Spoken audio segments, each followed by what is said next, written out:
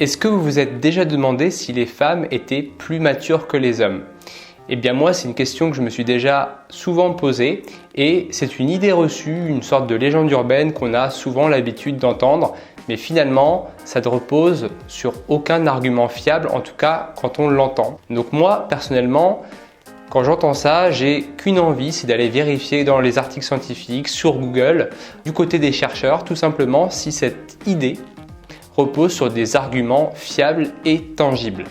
Donc c'est justement ce que j'ai fait, mais avant de vous en parler, de vous présenter justement un élément de réponse, je vais d'abord vous exposer qu'est-ce que la maturité pour qu'on puisse savoir vraiment de quoi on parle. Voilà, donc je prends les éléments de définition que j'ai trouvés sur le Larousse.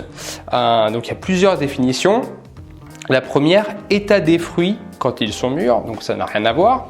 Période de la vie caractérisée par le plein développement physique, intellectuel et affectif. Donc là, on commence à s'approcher d'une idée de définition de la maturité.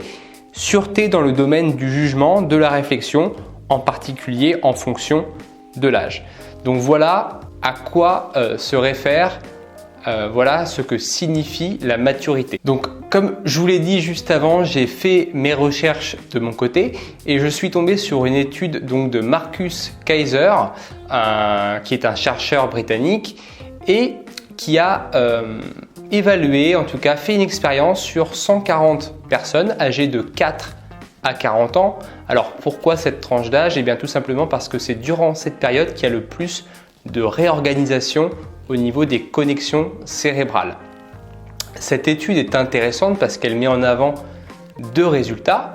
Premièrement, c'est que les connexions cérébrales, le nombre de connexions entre les neurones, diminue avec l'avancée en âge.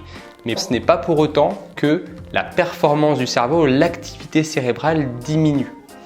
Le deuxième résultat que met en avant l'étude et qui peut nous intéresser, c'est que ce sont les connexions entre les neurones les plus éloignés qui vont être maintenues le plus longtemps dans le temps.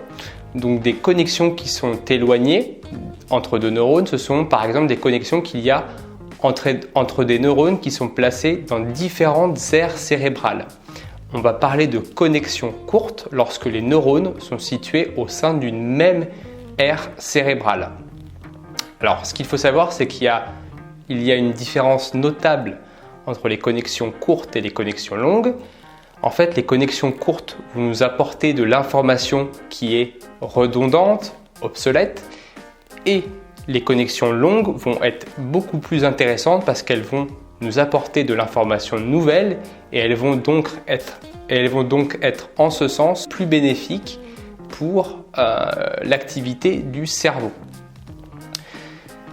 Pour vous donner une métaphore, une sorte d'analogie, c'est comme si vous étiez dans un cercle d'amis. Eh bien, vous pouvez remarquer qu'avec les amis qui sont au centre de ce cercle, eh bien, vous avez des discussions qui sont récurrentes et vous apprenez régulièrement les mêmes informations, vous parlez souvent de la même chose.